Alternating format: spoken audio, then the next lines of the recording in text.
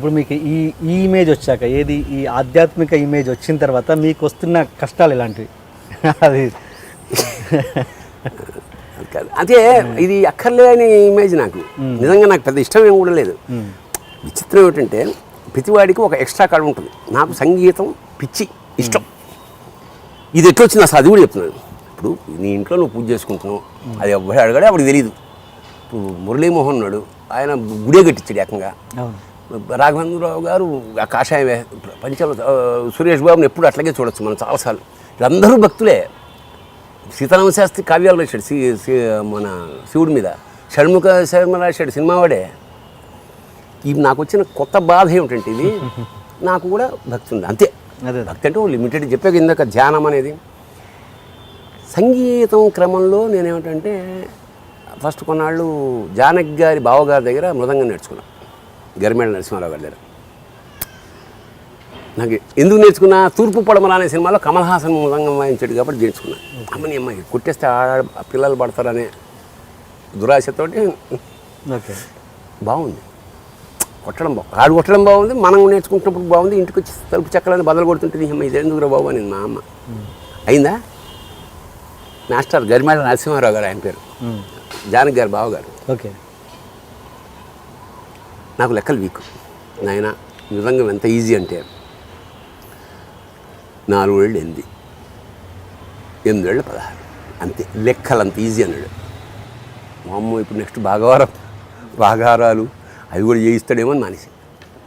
నువ్వు కంపేర్ చేసింది లెక్కలతో, నాకు ఏదైతే కష్టం దాంతో కంపేర్ చేసి అవుట్. తర్వాత బ్రహ్మానందం గారిని వైలిన్ ఇస్తున్నాడు, ఆయన దగ్గర కొన్నాడు వైలిన్ నేర్చుకున్నాను. అది వర్కౌట్ అవ్వలేదు. మా పిల్లలు పుట్టారు. ఇక్కడ ఉండగా వీణాపాణి, ఆ పేరు కూడా నేనే పెట్టా. రమణమూర్తి అనే అతను వచ్చి, సార్ నాకు సినిమాల్లో మ్యూజిక్ వడిస్తాడా ఈ సినిమాల్లో, సర్లే వచ్చేదాకా ఓ పని చేయి, మా పిల్లలకి సంగీతం నేర్పన్నా. పాపం పొద్దున్న 6 o'clock వచ్చేవాడు. మా వాళ్ళు లేచి మొహం కడుక్కుని వచ్చేటప్పటికి 7 అయ్యింది. 1 గంట స్కూల్ అనేవాడు. ఇప్పుడు ఇట్లా హౌ టు కంపెన్సేట్ సిస్టమ్. ఆ 6 o'clock వచ్చేసి 9కి వెళ్ళిపోవాలి అతను. సో 6కి నేను రెడీగా ఉన్నాడు. వాళ్ళకి నేర్పే క్రమంలో నేను నేర్చుకున్నాను. నేను 1.5 years చాలా సీరియస్గా హార్మోనియం వాయిస్తాను. అంటే పొద్దున్న నేను టిఫిన్ చేసి కూర్చుంటే షూటింగ్ లేకపోతే మధ్యాహ్నం లంచ్కి తెచ్చేవాడిని. 7-8 గంటలు. అలా శంకరాభరణం శంకరశాస్త్రి టైప్లో మధ్యమావతి రాగం వంట పట్టేసింది నాకు. ఆ రాగం ఎప్పుడైతే వచ్చేసిందో ఆ రాగంలో ఆటగారు రసివం వచ్చేసింది.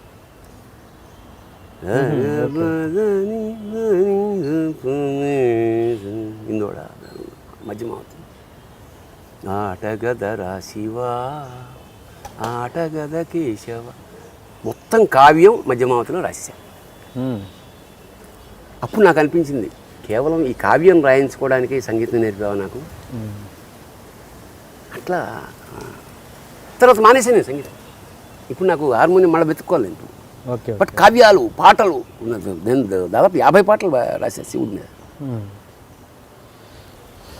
ఎక్కువ భాగం 90% మధ్యమావతిలో ఉంటాయి. That is the reason. నేను అడిగిన క్వశ్చన్ ఏంటంటే మీకు ఈ భక్తి ఇమేజ్ వచ్చిన తర్వాత ఇదైందా, ఇప్పుడు ఇదైందా, వచ్చినాక పాటలు రాసేసాక ఏం చేస్తాం, ఖాళీగా కూర్చోం కదా.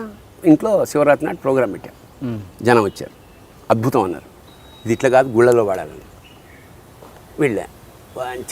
గడ్డము పట్టుబట్ట, ఇటు హార్మోనియం, ఇటు వైలిన్, వెనకాల తంబూర. ఎట్లుంది అమ్మ కచేరీ. ఎక్కడ దాకా వెళ్ళి అనుకుంటాను, Dubai, Qatar, all over world నేను వీళ్ళు పాడేయడం ప్రారంభించేటప్పటికి అప్పటి వరకు ఈ గెటప్, సంగీతం, ఈ శివతత్వం అనేటప్పటికి ముందు జనాకర్షణ వచ్చేసింది. మామూలుగా సింగర్ పాడితే వచ్చేదేమో లేదు, నేను పెద్ద సింగర్ని కూడా కాదు. అట్మాస్ఫియర్ వల్ల చాలా తన్మయత్వంతో, ఎందుకంటే భావ ప్రాధాన్యం, భావంగా పాడుతుంటే అందరూ అట్లా నాకు ప్రోగ్రామ్స్ వచ్చేవి. యాక్టర్గా కాదు, నేను ఇవాళ వరల్డ్లో దాదాపు ఎక్కువసార్లు వెళ్ళింది లిటరరీ పర్సన్గా. నేను ఎక్కడికెళ్ళి ముందు పాడమంటారు. సో ఆ పాడినప్పుడు సోమయాజులు గారు శంకరాభరణంకి వచ్చినట్టు వచ్చింది బాధ. ఏమిటంటే నేను చాలా ఎప్పుడు సార్ మీరు బుట్టేది సార్. మొన్న నాకు తిలకం ఇష్టం. ఇది ఇట్ ఎవోక్స్, ఇదేమిటంటే ఈ చక్రాలు ఉంటాయి కదా, ఆజ్ఞా చక్రాన్ని ఎవోక్ చేయడానికి తిలకం పెట్టుకుంటాం. అందుకని నాకు చిన్నప్పటి నుంచి అలవాటు. విజయవాడ ఎయిర్పోర్ట్లో కంగారుగా స్నానం చేసి వచ్చేస్తుంటే పెట్టుకోలే. ఈడు ఉంటాడు కదా, సార్ ఏంటి సార్ బుట్టలేదు అన్నాడు.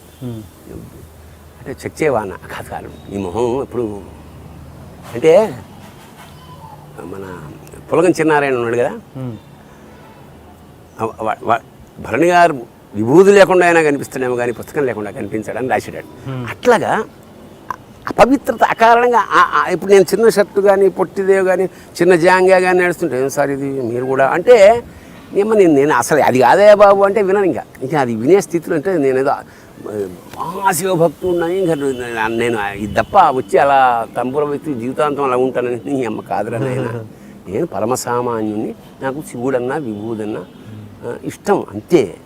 శివుడి మీద రాశాను, అది పాపులర్ అయింది, అందువల్ల నేను అదనుకుంటాను. కానీ నేను అది కూడా కానీ అదే కాదు నేను చెప్పేది తెలుసుకోండి. శివుడు భక్తి అనేది నవరసాల్లో ఒకటి, నాకు అదే ప్రధానమైనది కాదు. నేను సినిమాలు చూస్తాను, డ్యాన్సులు చేస్తాను, చిచోరా పనులు అన్నీ చేస్తాను. అదేంది మీరే చెప్తారు, ఇది శంకరాభరణ సోమయాజుల గారికి వచ్చిన కష్టాలు. సిగరెట్ తాగడానికి లేదు పబ్లిక్లో. అరే ఓకే. అంటే ఇప్పుడు ఫారెన్ వెళ్తాం, పార్టీలు ఉంటాయి, క్లబ్బులు ఉంటాయి, డ్యాన్సులు ఉంటాయి.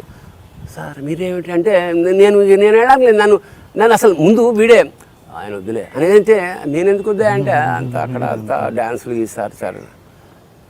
డ్యాన్సులు అయితే నీహమ్మ నేను టూ మచ్ ఉన్నది ఏ అబ్బాయి. నేను నా డ్రెస్సులు కూడా నువ్వే సెలెక్ట్ చేస్తే నా అభిరుచులు కూడా నువ్వే అట్లా అడ్డం పడ్డారు తప్ప. దానివల్ల ఎవరు 10 మంది ఆనందిస్తుంటే అంతకన్నా కావాల్సిందే ఉంది సార్. కొన్ని మానేస్తాం, నష్టమే ఉంది, ఫరకేం పడదు. ఈ ప్రశ్న నేను చాలాసార్లు ఒక స్వామీజీనో లేదా ఒక ఆధ్యాత్మిక వేత్తనో అడగాలనుకున్నాను, కానీ నాకు ఎప్పుడు ఎవరు తారసపడలేదు. నాకు అంటే ఇప్పుడున్నదాన్ని మీరే కాబట్టి అడుగుతున్నాను. అంటే సీరియస్ ఆన్సర్ చెప్పండి దీనికి. ఏంటంటే మనిషికి తను చేసిన పాపాలకి కానీ తప్పులకు కానీ శిక్ష ఈ జన్మలో అనుభవిస్తాడా, వచ్చే జన్మలో అనుభవిస్తాడా?